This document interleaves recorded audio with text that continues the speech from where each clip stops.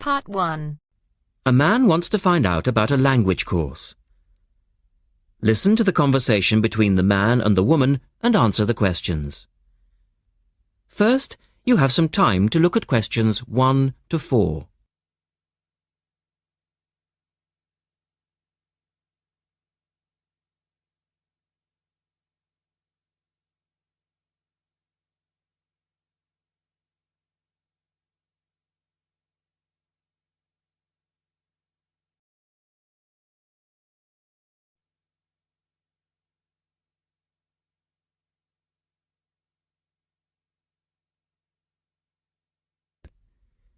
You should answer the questions as you listen, because you will not hear the recording a second time. Listen carefully and answer questions 1 to 4.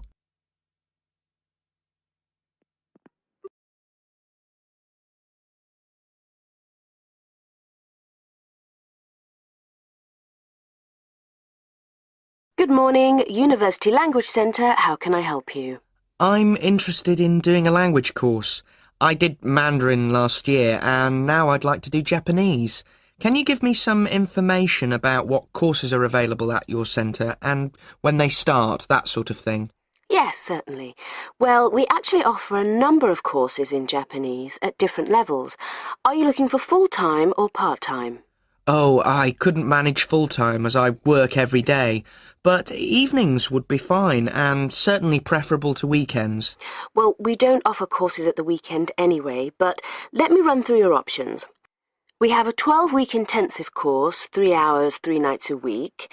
That's our crash course, or an 8-month course, 2 nights a week. I think the crash course would suit me best, as I'll be leaving for Japan in 6 months' time. Are you a beginner? Not a complete beginner, no. Well, we offer the courses at 3 levels. Beginners, lower intermediate and upper intermediate, though we don't always run them all. It depends very much on demand. I'd probably be at the lower intermediate level, as I did some Japanese at school, but that was ages ago. Right. Well, the next Level 2 course begins on Monday the 12th of September. There are still some places on that one. Otherwise, you'd have to wait until January or March. No, I'd prefer the next course. The woman asks the man for some details about himself. Look at questions 5 to 10.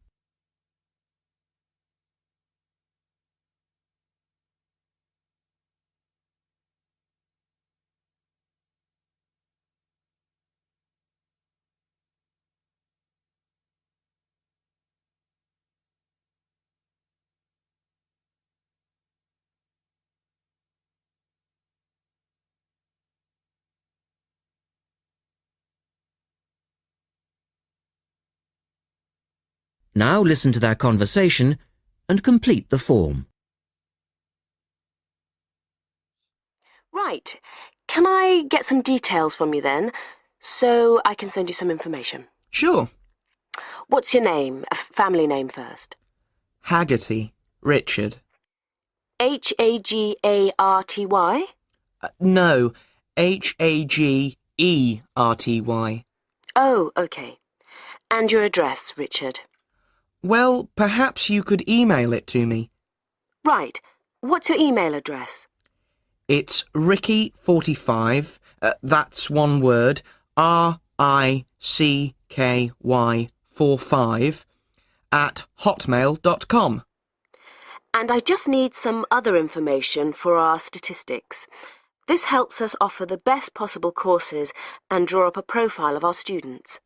Fine. What's your date of birth? I was born on the 29th of February, 1980. 1980? So you're a leap year baby. That's unusual. Yes, it is. And just 1 or 2 other questions for our market research, if you don't mind. No, that's fine.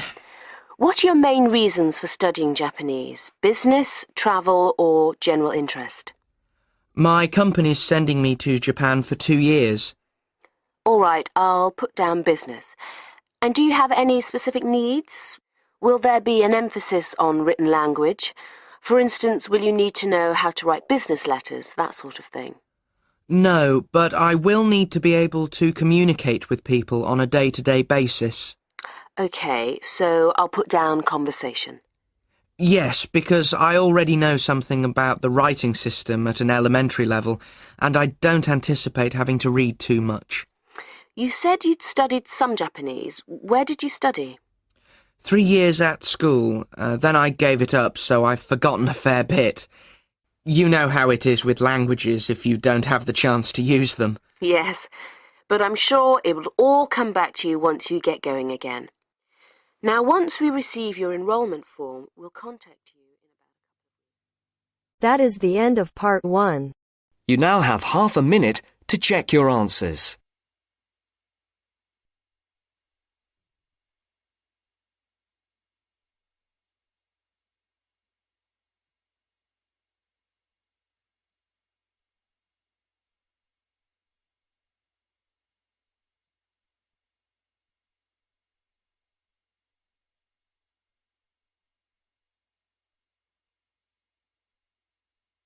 Now turns to part 2.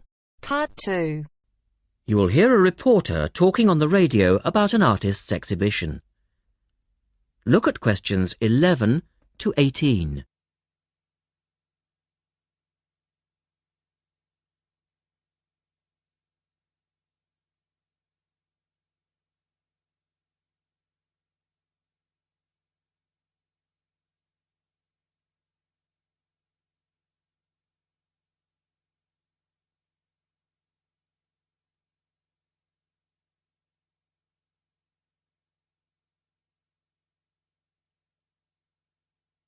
As you listen to the first part of the talk, answer questions 11 to 18.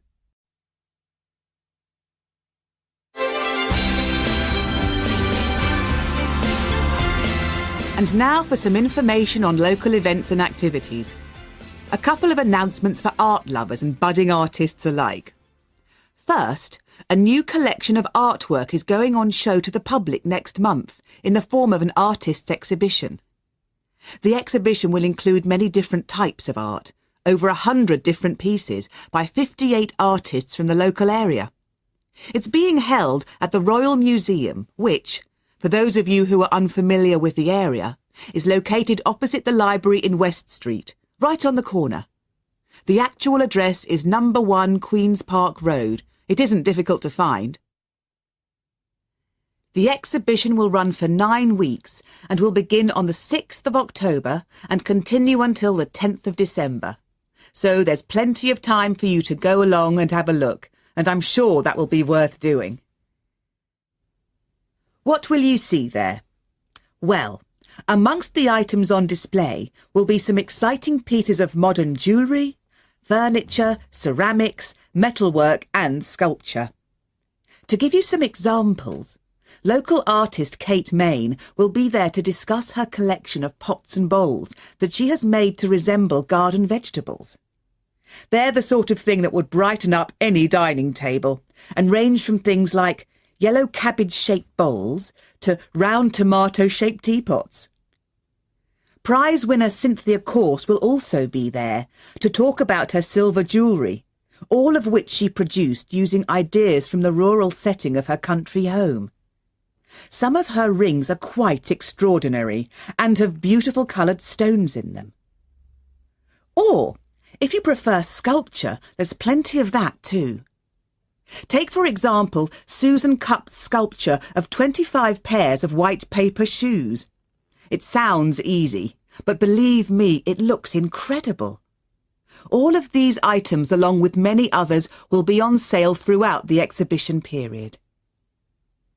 As part of the exhibition, there will be a series of demonstrations called Face to Face, which will take place every Sunday afternoon during the exhibition, and these will provide an opportunity for you to meet the artists. Now look at questions 19 and 20.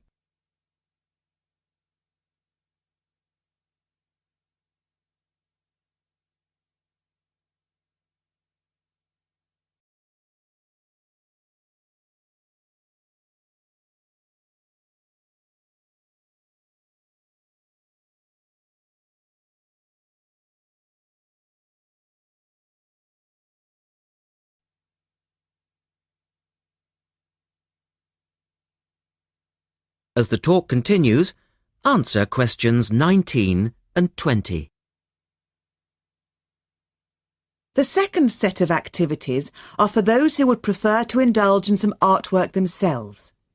The Artists' Conservatory are holding a series of courses over the autumn period. The courses cover all media and include subjects such as Chinese brush painting, pencil drawing and silk painting. All the tutors are experienced artists. Course sizes are kept to a minimum of 15, and there will be plenty of individual assistance. All the sessions offer excellent value for money and the opportunity to relax in a delightful rural setting. Fees are very reasonable and include the use of an excellent studio and access to the art shop, which you will find sells everything from paper to CDs. And they also include the provision of all materials. For more information on dates, cost and availability, you should get in touch with the programme coordinator on 4592 839 584 or go direct to the website, which you will find is... That is the end of part 2. You now have half a minute to check your answers.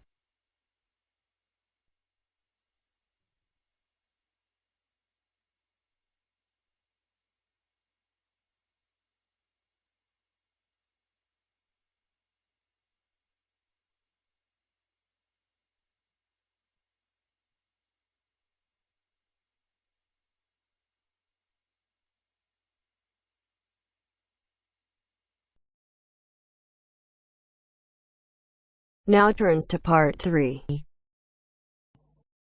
You will hear a student called Tina asking Professor Van Diesen for advice on choosing courses.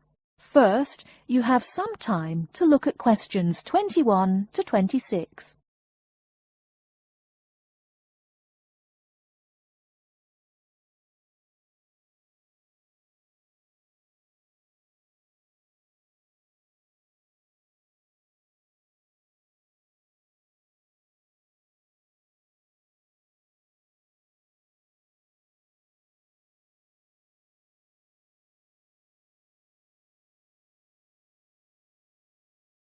Now listen carefully and answer questions 21 to 26.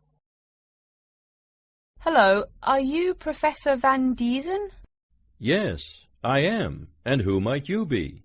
Oh, sorry, my name is Tina. I'm a freshman here. They told me I should ask you for advice in choosing courses. Well, that's part of what I'm here for. Please come in and sit down. Now, what are your questions? I almost don't know. Everything is so confusing. Like, what is a specialized course? Oh, easy. A specialized course is one that is compulsory, meaning it's a requirement for your major, and regular, so you can't place out by taking a proficiency exam. That sounds pretty strict. Then what are all these general courses? I seem to have to take so many. Nothing to be alarmed over.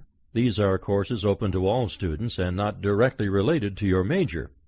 The university offers these general courses to choose so that you can become more well-rounded individuals. For example, I see you're a microbiology major, so it might be a good idea to take some literature or history courses so that you can know something besides all science. You mean these courses are like for fun? That might be one way to look at it, but don't tell the literature professor such a thing. Think of a general course as the opposite of a specified course. A specified course is one that pertains directly to your major. So, can I take any microbiology course I want? Let's see. Oh, those courses used to be open to microbiology students only. The good thing is now it's open to students on a flexible schedule, so it's not only for full-time students. So the answer is yes, if you have the instructor's permission. May I ask you why you chose microbiology? Well, I also like plain old biology too. You know, full-size animals. I might even become a veterinarian. Could I take some biology classes? Well, they are open to full-time students only, which I believe is what you are. I don't know how a freshman would get along with microbiology, though, I mean, most of the students presently looking into it are from off-campus. Off campus? Yes, you know, people who use it in their work at hospitals, laboratories, even a police detective. Why did you choose microbiology, if I may ask? I don't think you quite answered that. Well, eventually I want to be a doctor. At least my dad tells me so. If I may say so, young lady, you seem a little uncertain. Still, I think that might be a good idea for a career. Of course, if you're thinking about being either a doctor or a vet, you should take some medical science classes before you even think of applying to med school. Great! What should I take? There is one small problem. The new medical sciences building is under construction, so there are no experimental facilities available until next year. I'm afraid you'll have to wait, but don't forget to take those courses at the first opportunity. Oh, bummer. Is there any other course you'd recommend for someone like me? Well, since you seem to like animals, have you ever thought about looking into environmental science? No, I never really thought about it before. Is it worthwhile? Quite. In fact, it's the fastest growing subject on this campus.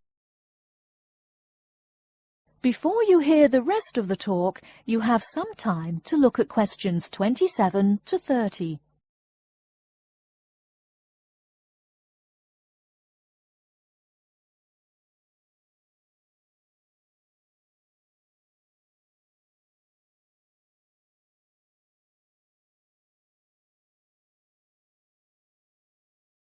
Now listen and answer questions 27 to 30. I'm sorry, I couldn't help noticing the long list of classes you've written out there. May I have a look? Oh, sure. Medical science, statistics, laboratory techniques, medicine, mathematics, computing. My, a bit of everything here. Is it too much? For your first semester, yes. What I suggest is starting out by taking the compulsory courses. Like we said before, the medical science can wait. Consider taking that in your sophomore year. I think I'd put off computing, too. I recommend to all freshmen that I talk to get the compulsory mathematics out of the way as early as possible, so take that one. It'll be one less difficult course you have to focus on when the science lab opens next year, and you have to catch up on classes like laboratory techniques. Your major also requires statistics, so you have to balance 2 math classes, and no doubt you should take that. Otherwise, get your required medicine course out of the way by taking something theory-based. Oh, of course, and your environmental science class, if you're interested. The others can wait, though I think computing is definitely a good idea, even though it's not required. I see, too, on your paper there you seem to have had high marks on the entrance exam. Yeah, I guess so. Don't be shy. Have you thought about applying for a scholarship? Do they have any? I mean, my dad is always complaining about how much money it costs him. In your department there are actually 3 full scholarships available. They cover tuition and provide $1,500 cash. $1,500 cash? Party! Please, miss, the money is intended more as a textbook allowance, not party money. If you promise to behave, I'll show you how to apply. Great, and thanks.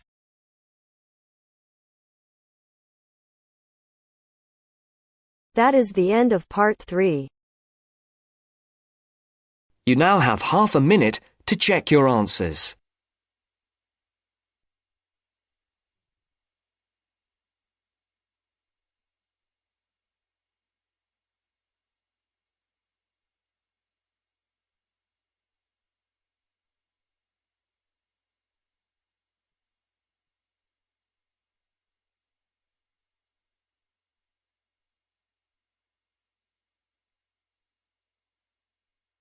Now turns to part 4. Part 4. You will hear an extract from a university lecture on the topic of marketing. First, you have some time to look at questions 31 to 40.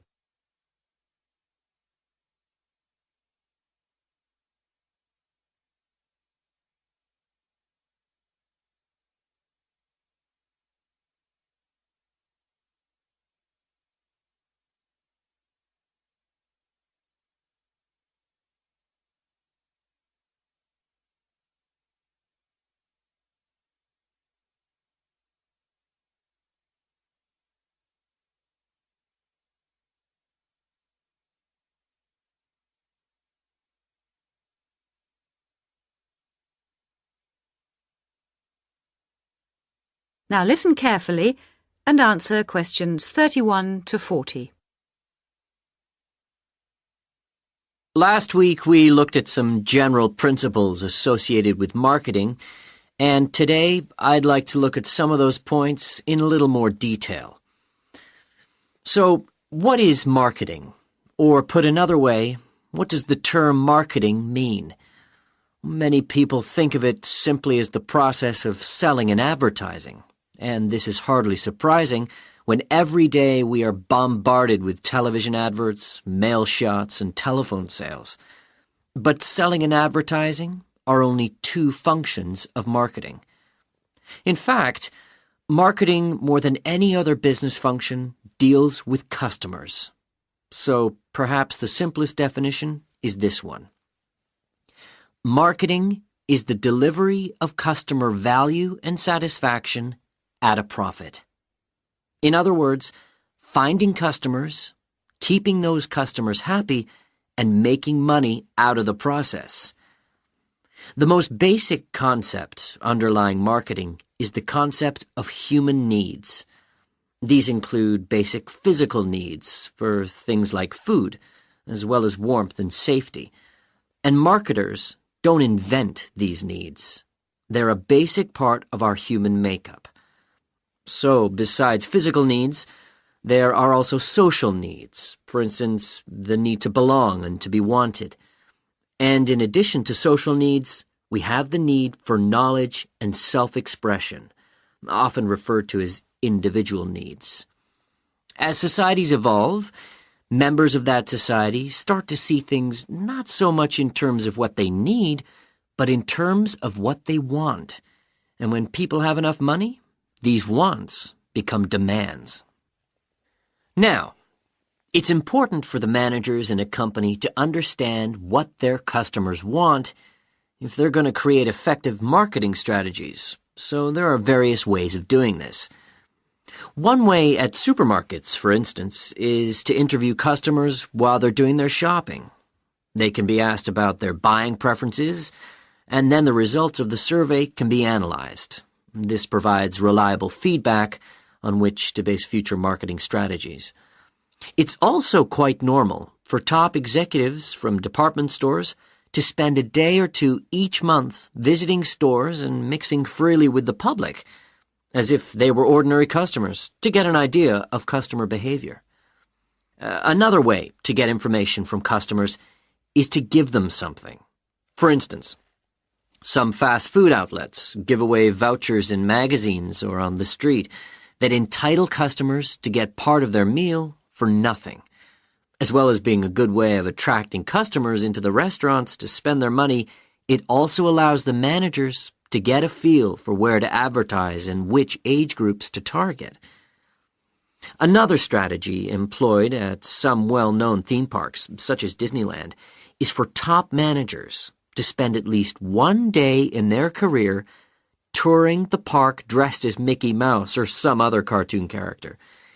This provides them with the perfect opportunity to survey the scene and watch the customers without being noticed. Okay, well, we mentioned customer satisfaction at the beginning of this lecture, and I'd like to return briefly to that as it relates to what we've just been talking about. If the performance of a product falls short of the customer's expectations, the buyer is going to be dissatisfied. In other words, if the product you buy isn't as good as you'd expected, then the chances are you'll be unhappy about it.